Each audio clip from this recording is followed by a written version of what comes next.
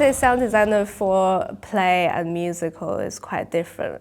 And then usually I work on straight plays more often. Like this show is a play with music, so that it's sort of got fundamentally play, but it also got elements of musical. So it's slightly more complicated. But essentially, sound design involves sort of the system side of design, where you would design, where the speakers should go, and then how do you mic up the actors and the band, and then how do you sort of deliver a system that covers the whole auditorium sort of quite evenly, so that wherever the audience is sat, they get a good oral experience. And then you got the content side of sound design, where I would generate sound effects or some sort of atmospheric sound or texture that sort of helps with the storytelling. I mean, even though I sort of often describe it as these two sort of disciplines, but they're like very tight-knit, because as a sound designer, once you got the content, you sort of need to think about where do you want to place them in the theater space. And then also how do you use all the sort of system and technical elements to create the content as well. For this show, because it's a play with music, and then we do have a live band, so then I also work very closely with my associate sound designer who, sort out lots of the details on the system side.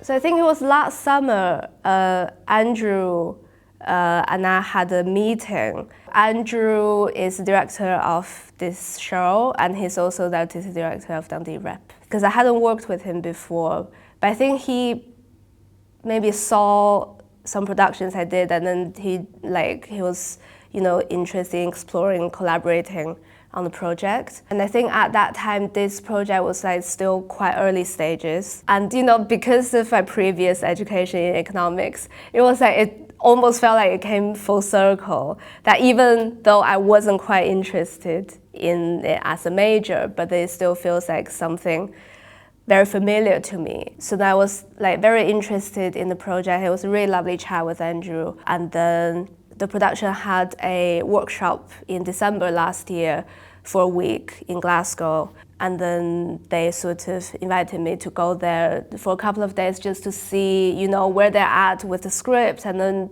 at the time, they were exploring the idea of making a play with music. So then Martin Lowe, our music supervisor, was also there with, a bunch of actors sort of just exploring ideas based on a draft of the script. It was really exciting to be in that room and then sort of see where the play was at. And then basically after that, I was pretty much sure that I would like to work on the project with a very lovely creative team.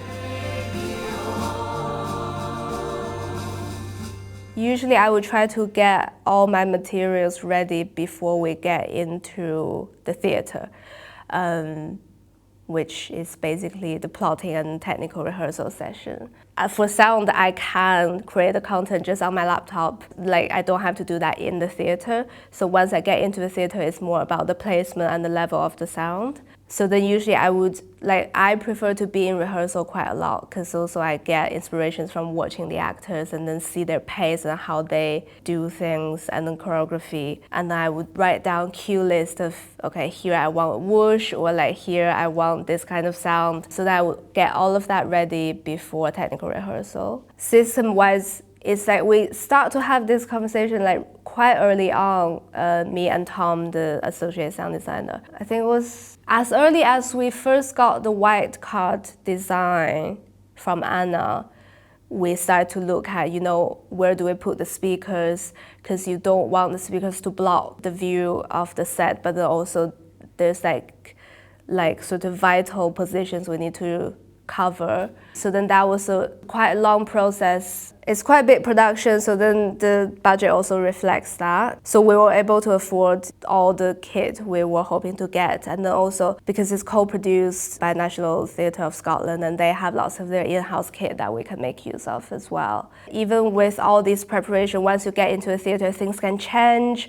And then you always need to be like quite quick to adapt to that. Yeah, and I feel like particularly with this show, it really has grown like both visually and orally once we got into the theatre, because then we sort of just got a better idea of how the visual storytelling and the sort of punchiness of the music and the sound. So then we sort of just kept developing it throughout the whole preview period. Quite often with preview period, you will have previews every night and then you work on the show the next morning.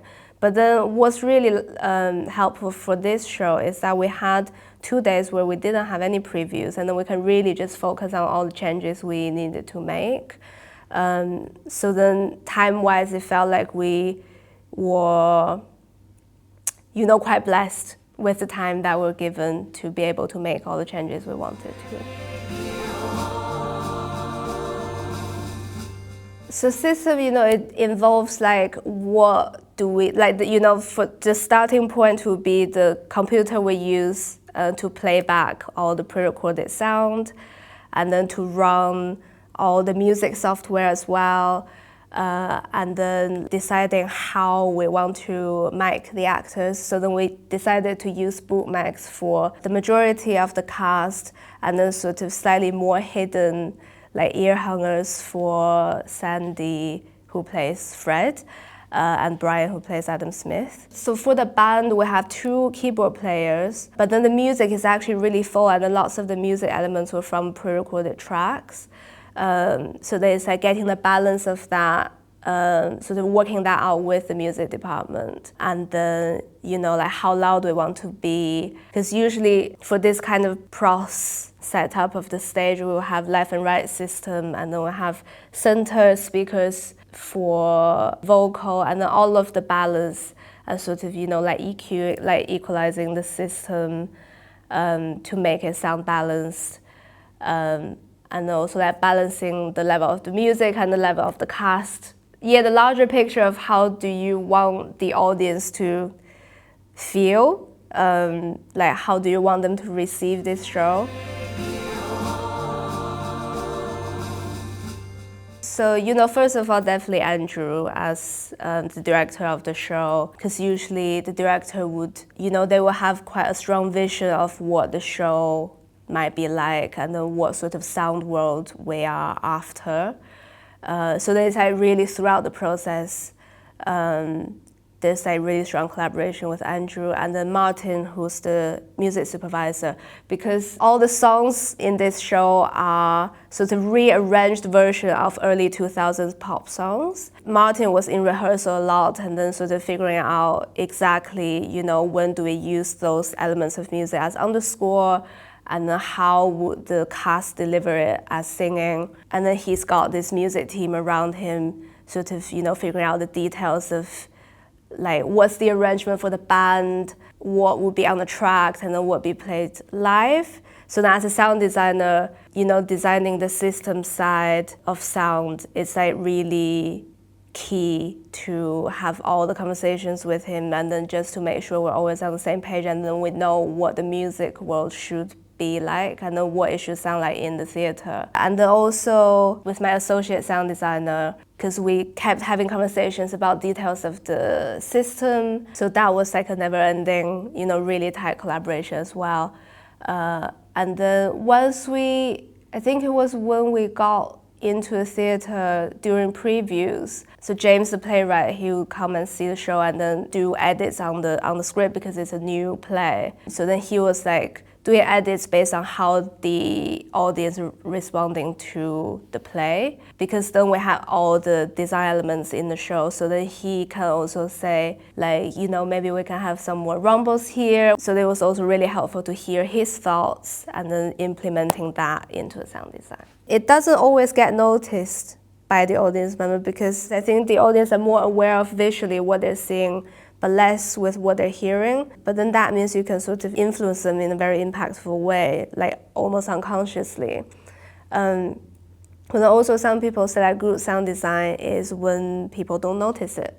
Because sometimes, like, when you make mistakes, people really feel like, oh, what's happening there? That means you're not doing a good design. The collaboration between sound and all the visual elements are very, very, very important, because like for me, it's like what I see and I want to translate it into what I hear as well. So then I think, all those very impactful moments, like really strong moments in the show, is really a collaboration with all the elements working together to make that happen. I think particularly with the kind of sound design I usually do, it overlaps a lot. So then quite often I call myself sound designer and composer, because like lots of the sort of underscore type of content I make is like leaning onto music. So the line is really blurry. But I think particularly for this one, because we have Martin, taking care of the songs, but then also the underscores. So then we kept having conversations between us, like, that's a moment for you, or that's a moment for me.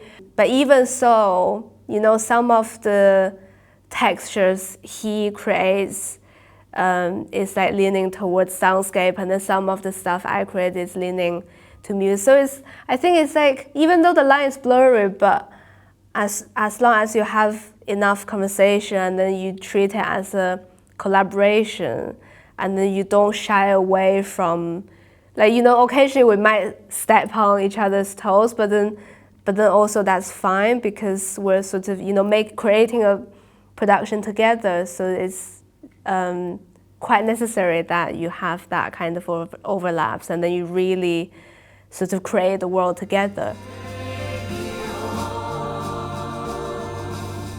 Because in this play, there's the real world of, early 2000s, the world of finance. So then there's like a lot of scenes in their office, and then in like sort of locations around Edinburgh. So then we sort of had quite a lot of location atmos for these scenes. But then also alongside that, sometimes Fred Goodwin, the main character, he sort of conjures up the ghost of Adam Smith, and then he sort of gets into this vault, which I think also represents his own mind. And then that's when we get to a more abstract world, where you sort of feel the rumble of the earth, and then kind of the elements like fighting back the greediness of these business people. And then also a very key element is the furies, which is played by the ensemble of the cast. So then we also have this sort of quite key sound / music that's related to the fury, which actually Martin, the music supervisor, created. But then but it doesn't only live in the music world, it also lives in the sound world that threads through the play. When you see the furies kind of really making a statement, and then sort of interacting with Fred in sort of quite abstract ways. Yes, so I would say, the sound world contains both the sort of the reality, the naturalistic world, but then also the sort of more abstract and edgy. We really made use of like long reverb and sort of delay effect, because the furies, like, they live in the abstract world, and then you want to have this very impactful, that kind of breath, and you want to make a statement of it. So then we just decided to add quite long reverb to their voice when they're doing the exhaling, and also routing it to, because we also have surround speakers like sort of around and behind the auditorium. So then we're sending that reverb everywhere, so the audience really feel like, the furies, like they're trying to fight back. I never really go back to see the shows I worked on after it officially opens, because like, I know I would have thoughts and things I would want to change, because like it's live theater, like like even after we technically lock the show, but then quite often that's when the actors start to really bed themselves in the story, and then finding like new like details as a sound designer, I would always find that quite fascinating, and then feeling, oh, you know what, like actually maybe this place can sound like this, but then after Sherlock, you don't really get to change the design anymore. Yeah, so usually I would avoid going back to see a show, because I know I would definitely want to change.